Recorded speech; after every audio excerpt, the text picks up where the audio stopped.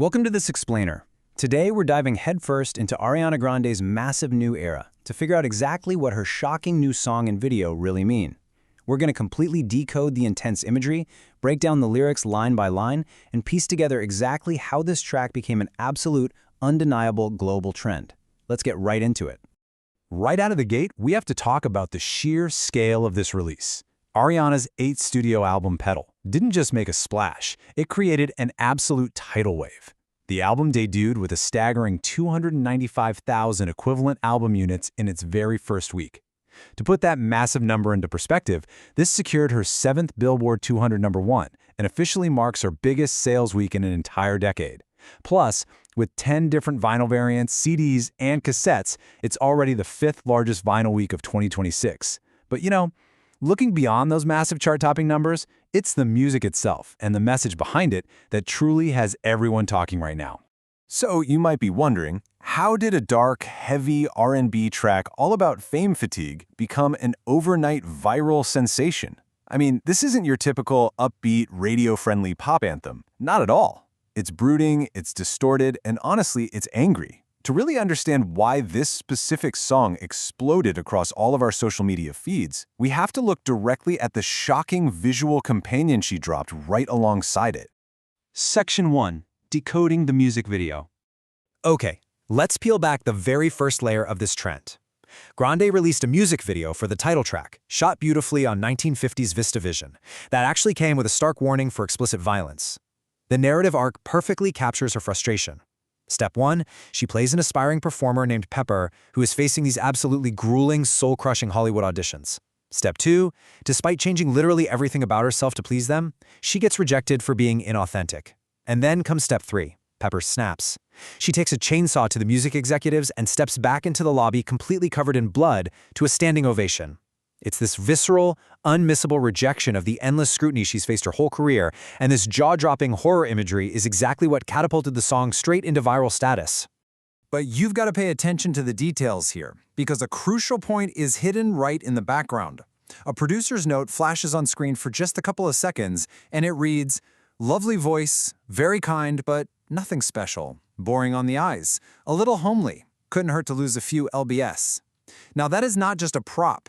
It's a direct, heartbreaking echo of the relentless internet trolling and faux concern about her weight she has had to navigate for years. She is taking those actual, painful public comments and putting them directly in the crosshairs of her art. Moving on to Section 2, the meaning behind Petal. When you move past the gore of the music video and treat the lyrics like a forensic text, it reveals exactly why Grande was driven to write from such a place of unfiltered rage. It all builds up to this one central metaphor, a petal in the pavement.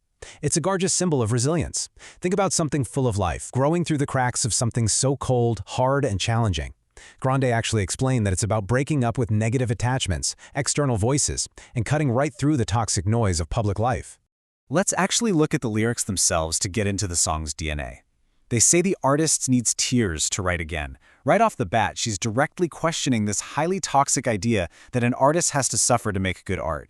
She follows that up with, "I don't need someone to save me," and "I am not a victim." She is fiercely refusing to be pitied for her highly publicized dating history. And finally, "drowning in my blessings." It's a defiant, in-your-face reminder that despite all the intense scrutiny, she is successful, she is incredibly talented, and she is fully in control of her own narrative. And then, wow, she hits us with probably the most iconic lyric of the entire trend. "I'm making sense off of your nonsense. All that shit talk keeps me well fed." She just brilliantly flips the narrative on her critics. She's essentially telling them that the media's obsession with her personal life is ultimately just funding her success. She is literally monetizing the exact scrutiny that was meant to tear her down. It's genius. Which brings us to Section 3, sound versus sound.